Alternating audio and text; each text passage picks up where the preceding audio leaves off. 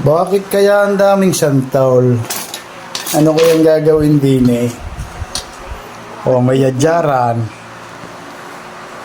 Sinantulan.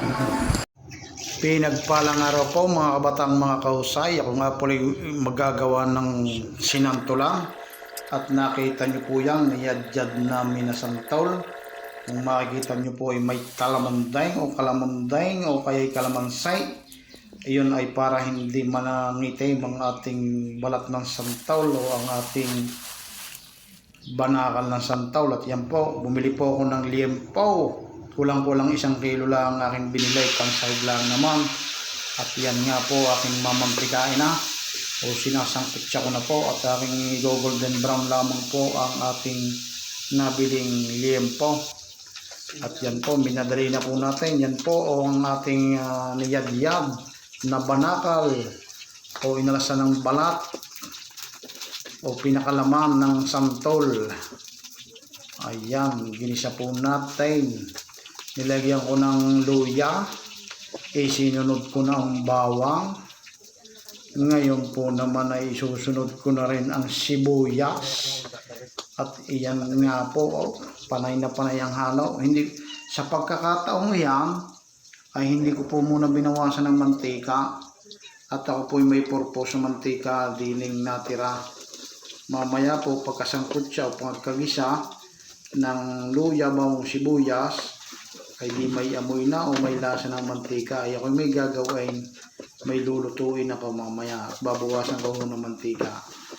At yan, panay na panay nga ang halo. Inilagay ang sibuyas. At yan, ang bangaw.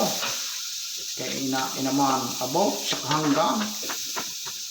At ito na nga po, panay na panay ang halo natin. At ngayon po naman, ay akin ang babawasan ng mantika. Yun yan, sinasabi ko sa inyo. At ako'y may gagawin sa mantikang ito.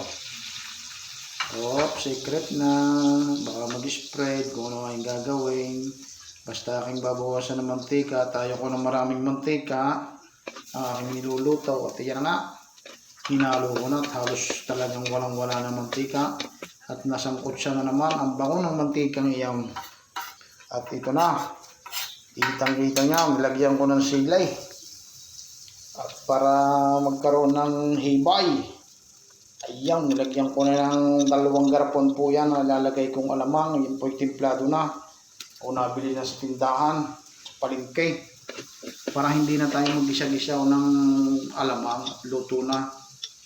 May kaunting kagat na rin po ng yung alamang yung na nabili ko. Sweet chili alamang. Ayan.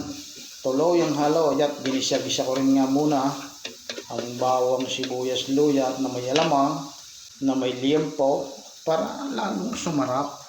At yan. Ito pong ating banakal na ito o balat na tinanggalan ng balat ng santaol ay kulang-kulang na 7 kilong mahigit sakwang sa may balat pa na matanggalan ay mga 3 kilong mahigit na lang dahil po yung bangkok malalaki. At yan, para sa mga licores, iginisa muna natin. At sa pagkakataong yan, ihalo muna tayo ng halo. At nang may gisat na isang kutsa, ay dito na nalabas na naman ang ating mga kaka. Ibig sabihin, lalagyan na naman ng gata ang ating sinantulang. O kaya, santol na may gata ang ibig sabihin. Yan, nilagay muna natin ang pangalawang gata. Mamaya si kaka ay lalawas na. At yan, hayaan po muna natin kumulo at nilagay natin ng 1,399.9 pieces na paminta. At yan, hinalo ko po sa pagkakataong yan. Ang bango-bango na. Akala mo ay talagang abot na sa kabilang ibayaw. Hindi pa po yan ang final. Lalagyan pa rin yung si tsukaka. Yan ang tsukaka. Tsukakang gata. Bumili tayo ng 200 mahigit na gata. Bukod yung pangalawang gata. Yan, si tsukaka. Si kakang gata. Nilagay ko na. Ay ngayon po isisimmer pa rin natin yan. para yung inilagay nating gata ay maglangis-langis. At para mapatunayang ito sinantulan, yung iba hindi naglalagay ng ganito, may butaw, ay nilagyan ko ng ilang piraso. Para naman yung aking pagbibigyan o makakatikim, mabay talagang alam na sinantulan. Dahil may buto ng santol. Ayan, para sa mga alipuris daw, sa lahat ng may gustong alipuris o mga kapitbahay man. Ay kaso ay yung mga alipuris na lang. At yan, sa pagkakataong yung ay tinikman, napakasarap na, kumpletong sangkap na. At wala na akong idadagdag kung hindi itong isang kutsarang asukal. Balance na po yan. Hindi po ako naglagay ng patis, oyster sauce o ng asin. Dahil meron na nga pong kaninang 2 garapong alamang na matamis-tamis na may anghang pa. Ay di, kaya nga isang kutsarita lamang pong asukal para may balance na. Balance na balance. Ito po ang inyong ubang lingkod, si Batang Kurat. Nagsasabing mabuhay po tayong lahat. Sinantulan ni Batang Kurat. Itong tinatawag na sinantulan.